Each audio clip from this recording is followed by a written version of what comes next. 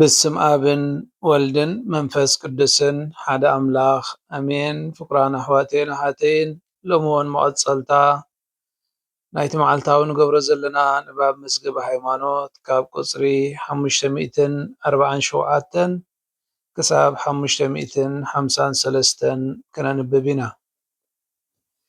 ምልክታት መንግስቲ እግዚአብሔር ቁፅሪ 547 ኢየሱስ መንግስቲ እግዚአብሔር ኣብኡ ከም ዘላን ንሱ እቲ ዝተፀበይዎ መሲሕ ምዃኑ ብዝምስክረሉን ዓበይቲ ስራሓቱን ተኣምራቱን ምልክታቱን ነቲ ቃላቱ የሰንዮ ነበረ።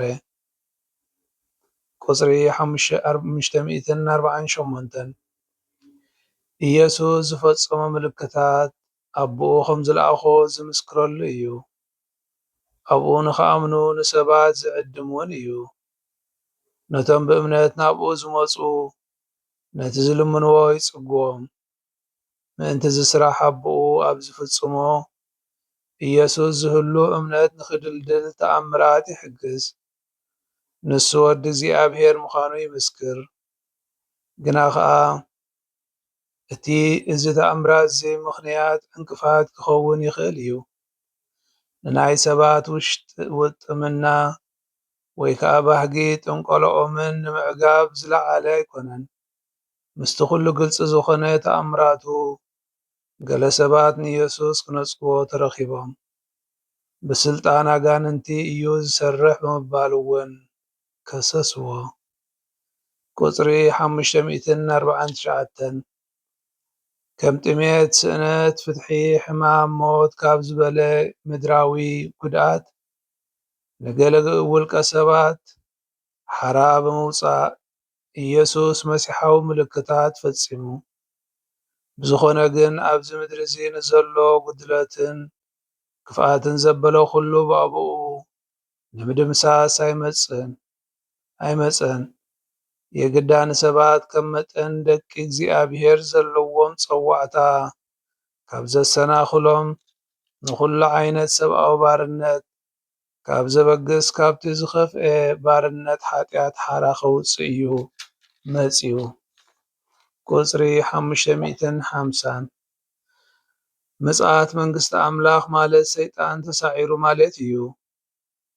ኣነ ንኣጋንንቲ ብመንፈስ ኣምላኽ ዘውፅኦም እንተደኣ ኮይነ ግና እነሃ መንግስቲ ኣምላኽ ናባኻትኩም በፂሓ ኣላ። ኢየሱስ ዝፈፀሞ ምውፃእ ኣጋንንቲ ንገለ ሰባት ካብ ግዝኣት ሰይጣን ኣናጊፍዎም እዩ። ኢየሱስ ኣብ ልዕሊ ናይዚ ዓለም እዚ ገዛኢ ንዝጭብጦ ዓብይ ዓወት ዘበስር እዩ። መንግስቲ ኣምላኽ ወሳኒ ብዝኾነ ኣገባብ ዝቐውም ከዓ ብመስቀል ክርስቶስ ኣቢሉ እዩ። ኣምላኽ ኣብቲ ዕንፀይቲ ኮይኑ ነገሰ። መፋትሕ መንግስተ ሰማያት ቁፅሪ 551 ካብ መጀመርታ መደብ ስብከቱ ኣትሒዙ ኢየሱስ ገለ 12 ዝኾኑ ሰባት ምምሕራይ ምስኡ ክኾኑ ኣብ ተልእኾውን ክሳተፉ መደበ። ነዞም 12 ድማ ኣብ ስልጣኑ ተሳተፍቲ ገቢሩ መንግስቲ እግዚአብሔር ንክሰብኩን ንከሕውዩን ለኣኾም። ብኣቶም ገቢሩ ንቤተ ክርስቲያኑ ስለ ዝመርሓ ከዓ ንወትሩ ምስ መንግስቲ ክርስቶስ ተኣሳሰሩ ኮይኖም ይርከቡ።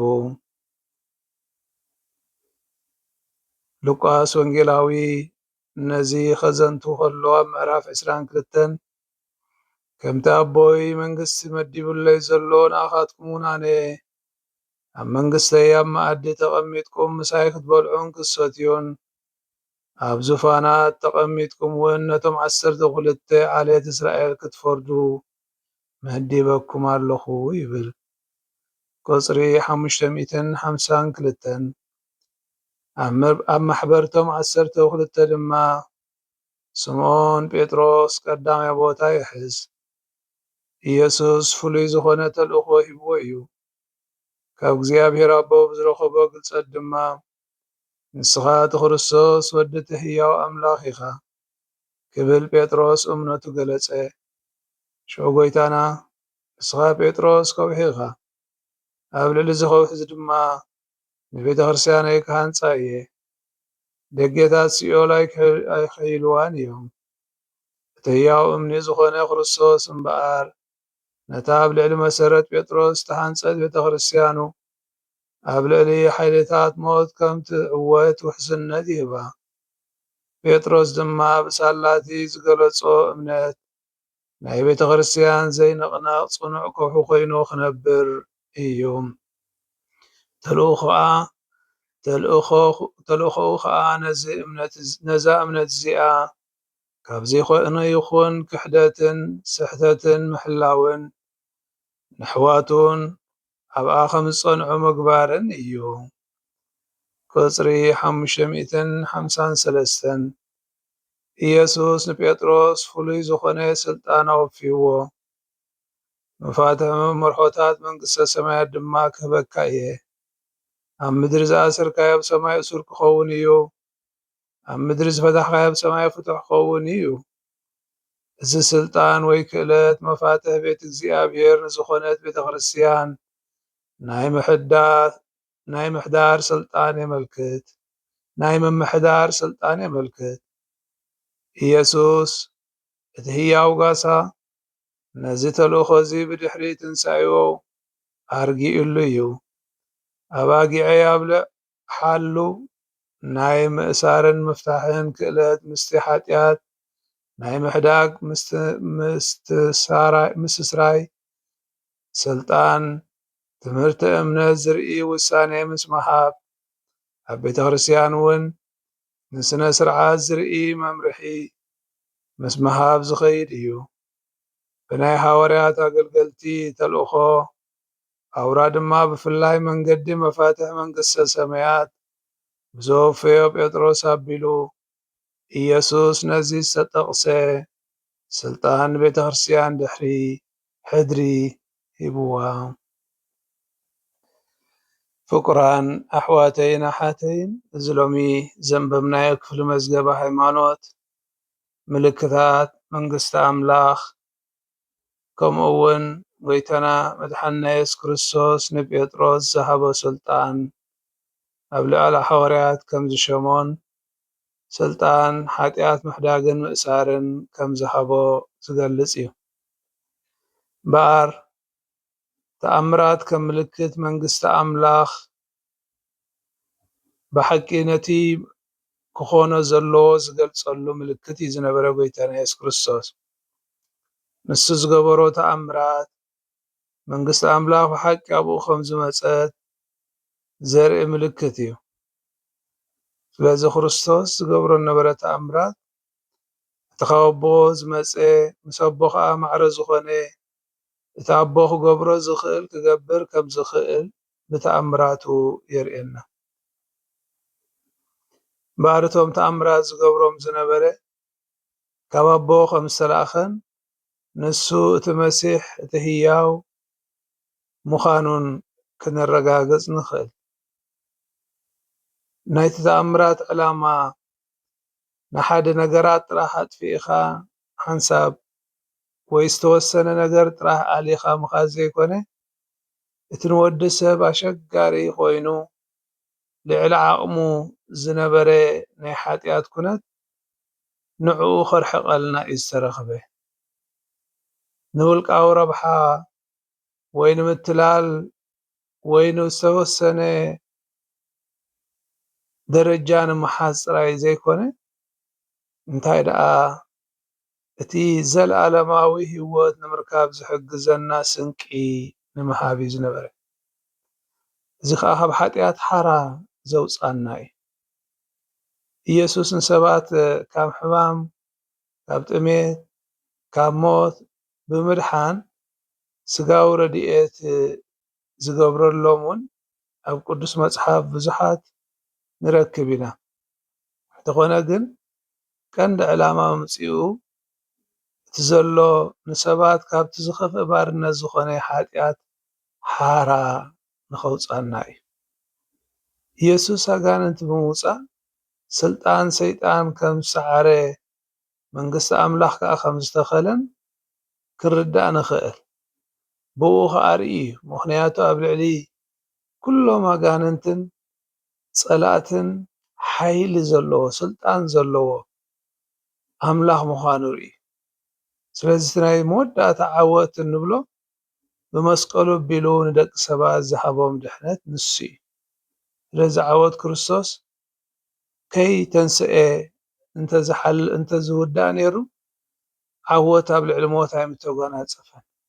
ብትንሳኤኡ ግና ሕያው ኮይኑ ብመስቀሉ ንዓለም ስዒሩ ንሞት ስዒሩ ከም ዝተንስአ እዩ ዝንገረና። ስለዚ ጎይታና ኢየሱስ ክርስቶስ ንሱ ጉዕዝኡ ፈጺሙ ናብ ኣቦ ኣብ ዝኸደሉ ግዜ ክህሉ ምዃኑ ፈልጥ ስለ ዝነበረ ሃዋርያት እዩ ክሸይም ዝተረኽበ። 12 ሃዋርያት ከዓ ሸመ። እምበኣር ኢየሱስ ካብ መጀመርያ ኣገልግሎቱ ነቶም 12 ሃዋርያት መሪፁ ምስኡ ክኾኑ ኣብ ልኡኽነቱን ኣብቲ ተሳትፎኡ ኣብቲ ዝገብሮ ኣገልግሎትን ክሳተፉ ፀውዖም ይብለና። ንሳቶም ካብ ስልጣኑ ተኻፈልቲ ብምዃን ከዓ መንግስቲ ኣምላኽ ክሰብኩን ካብ ሕማም ክፍውሱን ስልጣን ተዋህቦም ይብለና። ስለዚ ብሓቂ እቶም ኣብ ቅድመና ዘለዉ ዝተዋህቡና መላእኽቲ ንሳቶም ስልጣን ዘለዎም እዮም። ነቲ ንመንግስቲ ኣምላኽ ከርእዩና ዝኽእሉ እዮም። እዞም ሃዋርያት ከዓ ልክዕ ኣምሳል ናይቲ እግዚኣብሔር ንህዝቡ ዝሓረየሉ ህዝቢ እስራኤል 12 ሃዋርያት ንኩሉ እቲ ቃል ኣምላኽ ከስፍሑ ይርከቡ። ስለዚ እቲ ቀዳማይ ናይ ሃዋርያት ተልእኾ ወንጌል ምስፋሕን ቃል ኣምላኽ ምብሳርን። እምበኣር ንቅዱስ ሃዋርያ ጴጥሮስ ኣብዚ እዩ ልዕሊኦም ስልጣን ዝሾሞ። ኣብ መንጎቶም 12 ሃዋርያት እውን ጴጥሮስ ቀዳማይ ቦታ ተዋህቦ ይብለና። ኢየሱስ ኣብዚ ከውሒ እዚኣ ቤተ ክርስቲያነይ ክሃንፅ እየ እናበለ ከዓ ንጴጥሮስ ንስኻ ከውሒ ኢኻ እናበለ ፈፂሙ ቅድሚ ሽዑ ሰብ ተፀዊዑሉ ዘይፈልጥ ፍሉይ ስያሜ ሂቦ። መሰረት ቤተ ክርስቲያን ከዓ ኣብ ልዕሊኡ ከም ዝኸውን ይነግሮ። ኢየሱስ እምበኣር ኢየሱስ ንጴጥሮስ መፍትሕ መንግስተ ሰማያት ክህበካ እየ ዝብሎ። ስለዚ ግዝያዊ ዘይኮነስ መፋትሕ መንግስተ ሰማይ ክህበካ እየ እናበለ ንጴጥሮስ ይነግሮ። እዚ ስልጣን እዚ ነታ ቤተ ክርስቲያን ናይ ምምራሕ ብሓጢኣት ናይ ምስራይን ምፍታሕን ከምኡ እውን ብዛዕባ እምነትን ስነ ምግባርን ናይ ምውሳን ስልጣን ዘጠቃልል እዩ። ስለዚ ጴጥሮስ ካብቶም ኣሕዋቱ ፀብለል ብምባል ናይታ ቤተ ክርስቲያን ሃናፂኣ ጎስጓሲኣ ተኻሊኣ ክኸውን በቂዑ። እምበኣር እዚ ዝረኣናዮ ክፍልታት ብሓቂ ጎይታና ኢየሱስ ክርስቶስ ብተኣምራቱ ኣቢሉ ንመንግስቲ ኣምላኽ ከም ዘበሰረ ሓጢኣተኛ ከዓ ሓጢኣትና ከዓ ናፃ ከም ዝገበረና ከምኡ ድማ ነታ ንሱ ዝመስረታ ቤተ ክርስቲያን ንምሕዳስ ንምምራሕ ንጴጥሮስን ንሃዋርያትን ስልጣን ከም ዝሃቦም የርድአና። ስለዚ እቲ ናይ ስልጣን ናይ መሪሕነት ንብሎ ዘለና ጎይታና ኢየሱስ ክርስቶስ ንሃዋርያቱ ብማዕረ ብምሃብ ንጴጥሮስ ከዓ ኣብ ልዕሊኦም ከም ዝሾሞ ዘረድአና እዩ። ንኩላኹም ኣብ ዘለኹሞ እግዚኣብሔር ይባርኽኩም። ስብሃት ንኣብን ንወልድን መንፈስ ቅዱስን ይኹን ጥንተ ከም ዝነበረ ሕጂ ከዓ ንወትሩ ዘለዓለሙ ዓለም ኣሜን። በስመ አብ ወወልድ መንፈስ ቅዱስ ሓደ ኣምላኽ ኣሜን።